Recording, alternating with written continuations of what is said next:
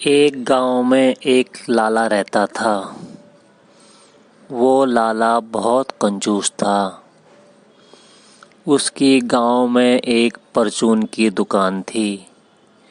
सारे गांव वाले लाला से ही सामान लेते थे।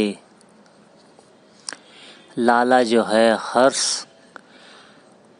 अपने हर सामान में मिलावट करता था, जिससे गांव वाले हमेशा दुखी रहते। और वो जो भी सामान तोल के देता वो हमेशा कम देता। गांव वालों ने कई बार उसका विरोध किया, लेकिन लाला उनको डरा धमका के फटकार के दुकान से बाहर निकाल देता था। गांव में जितने भी लोग थे वो उससे बहुत परेशान थे, लेकिन लाला अपनी हरकतों से बाज नहीं आता था। गांव वालों के पास और कोई रास्ता भी नहीं था, क्योंकि शहर गांव से बहुत दूर था, जिससे वो वहाँ जा नहीं पाते थे और लाला से ही सामान लेना उनके लिए मजबूरी बन गई थी। अब एक दिन की बात है, लाला अपनी दुकान में बैठा था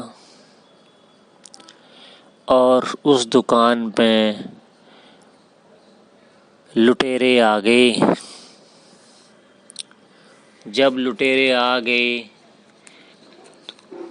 तो लाला मदद के लिए चिल्लाया, कोई मेरी सहायता करो।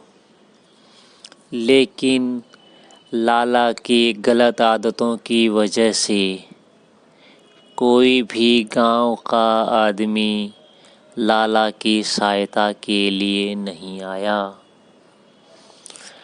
लाला रोता रहा, बिलखता रहा, गांव वालों के पैर पड़ गया, मेरी सहायता करो, मैं तुम्हारे साथ अब से ऐसा नहीं करूँगा, वैसा नहीं करूँगा, तुम्हें अच्छा सामान दूंगा। लेकिन गांव वाले मन में ठान चुके थे कि हमें इस बार लाला से बदला नहीं लेना।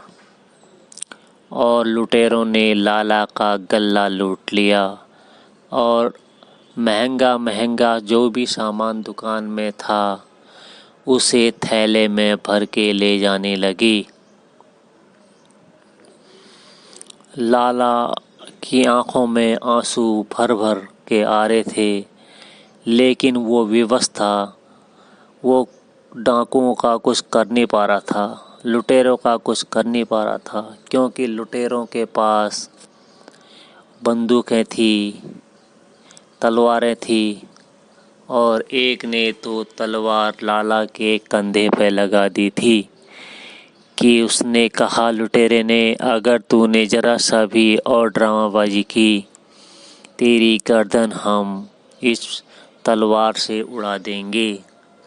लाला अपनी जान बचाने के लिए चुपचाप खड़ा रहा और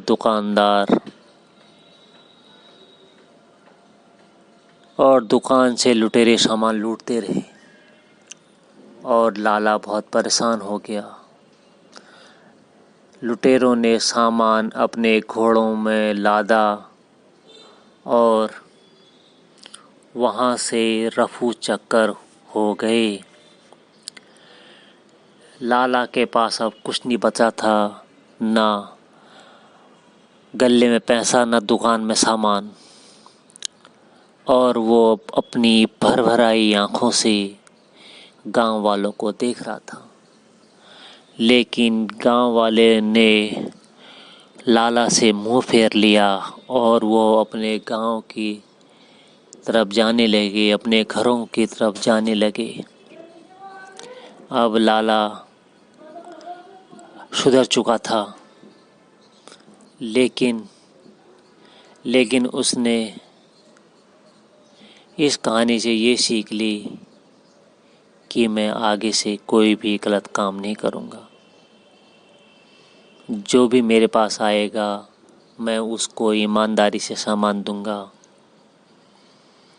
इसीलिए हमें ये कहानी ये शिक्षा देती है कि कभी कभी हमारा व्यवहार ऐसा हो जाता है कि लोग चाहकर भी हमारी सहायता नहीं कर पाते। इसीलिए हमें अपने व्यवहार को अच्छा बनाना चाहिए, जिससे लोग हमारी एक आवाज़ में हमारी सहायता करने के लिए खड़े हो जाएं। आपका दिन शुभ हो।